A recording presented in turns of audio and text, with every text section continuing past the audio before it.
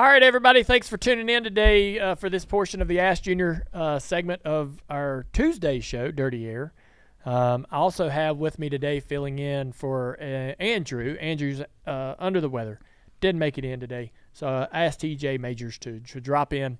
One of the incredible characters on Door Bumper Clear that you listen to every Monday has joined us today. So thank you, TJ. Appreciate it. This segment of the show is brought to you by Xfinity Mobile. They are a proud premier partner of NASCAR, and they provide you with the fastest mobile service with 5G and millions of Wi-Fi hotspots all across the country. Anytime you're in a crunch or a tough spot, they're going to pull through. I have the service, and I'm very happy with it. So thank you, Xfinity, and make the switch today, and you can save some money with Xfinity Mobile. Let's get to the questions, Dalton. Yeah, man. First one, we are having a question from Mark. What do you think the chances are for Ryan Blaney to win an ESPY that he's nominated for? Wow. I don't know what the chances are. He's got some tough isn't he driver of the year? It's driver, best driver. He's going up against Max Verstappen, Alex Palou, and Matt Hagan. He's not going to beat Max. You don't think so? I just don't think so. Of course, though, the last several weeks, Max has been beatable. Yeah. Yeah. So I don't know if that would – I don't know if that matters to the – I don't know how that might affect the votes. But when is the ESPYs?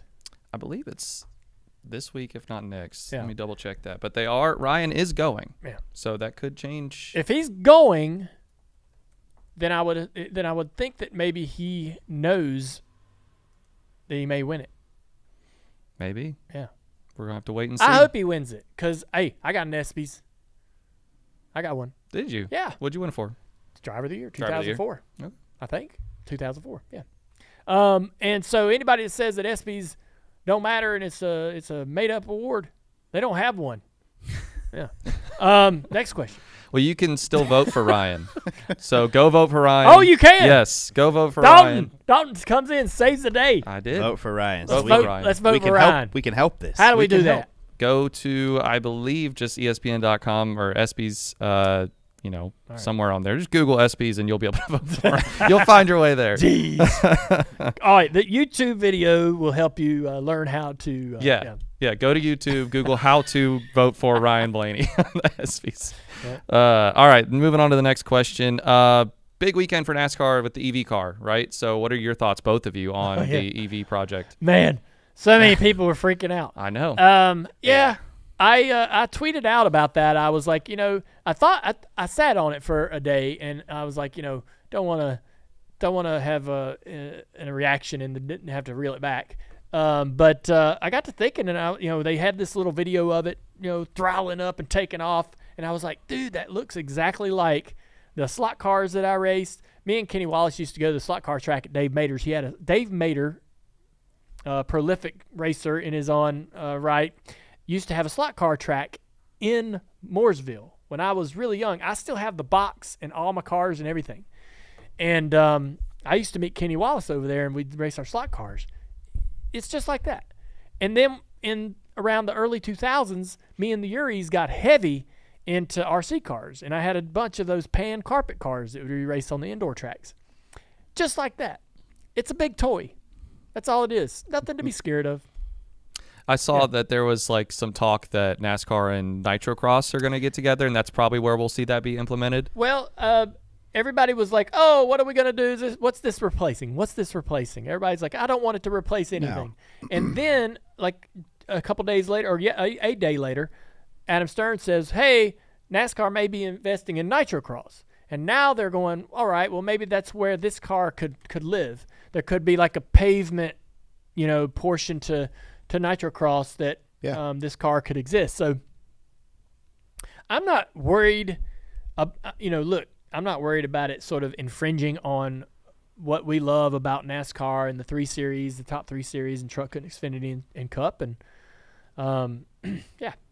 It doesn't scare me at all either. Yeah. I think it's kind of fun to watch if it turns into a 30-lap race before, at a track we go to or something. I look at the FIE or whatever it is. Yeah, Formula E. Yeah, they have little exhibition races or little series it runs. I mean, and you see some names in it show up once in a while, and I think it could turn into something like that. there was a bunch of comments about the way it looked. Okay, I don't have a problem with the car, but the way it looks, and this is NASCAR's not great at designing a generic, initial introduction car, right? Like okay, they're not car designers. We get it. This is not what it's going to really truly look like when it's all said and done. Once the manufacturers get a hold of it, if it were to become a series, they would certainly want it to look more like, what you're selling on the street. And NASCAR, they kind of, this is sort of, they gave it a bit of a car of tomorrow vibe, which won't serve them very well. But, I'm not too worried about the visual, look of the car. Yeah. I was kind of hoping they get like a street stock series so I can throw a number on my car and maybe run. There you go. No, put the Tesla in there. TJ does on a electric vehicle. He's just letting everybody know, a little humble brag. Mm-hmm. Yeah, right there. When it works. Yeah. Keep it charged. Yeah, it did break on him and locked him out, and he had to have somebody come over and put a little 12-volt battery in there that needed to be replaced. A little defibrillator. Yeah. There it goes. Yeah, it was at the worst possible time too. So that's the worst. Yeah, I mean, if it can open the door up for more manufacturers to bring some stuff in, I don't see what the problem is. 1,300 horsepower is a pretty big deal. We'll see. All right, last one. News just broke this morning. Rodney Childers is going to be the crew chief for the number 7 car at Spire next year. Yeah. Initial thoughts, reactions, how are we feeling? Yeah, there's a little bit of that. I'd heard that rumor being a possibility. I think it's a great get for Spire, right? Sure. Spire continues this, sort of,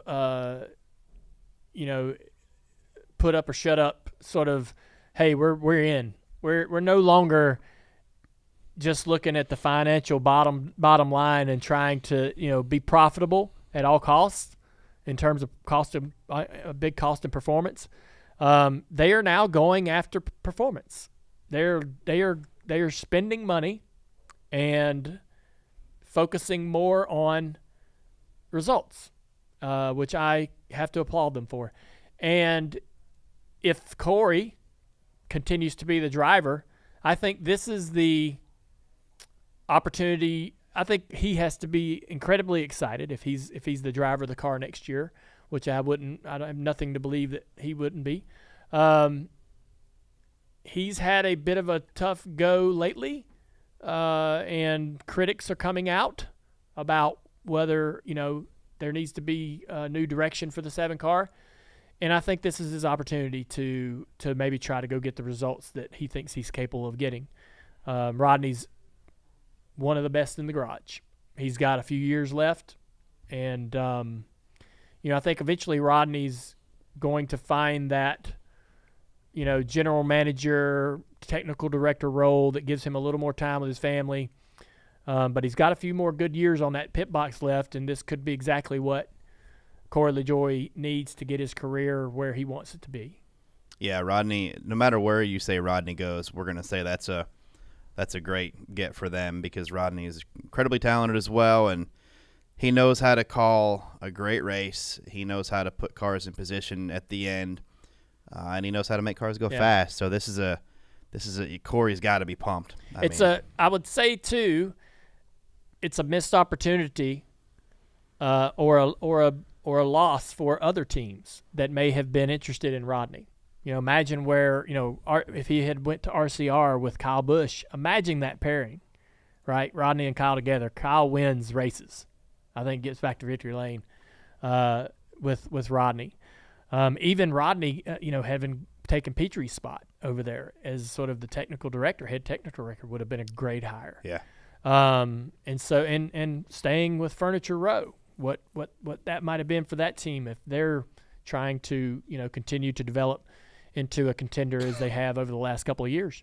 It was a missed opportunity for several teams that could have tried to lure Rodney there.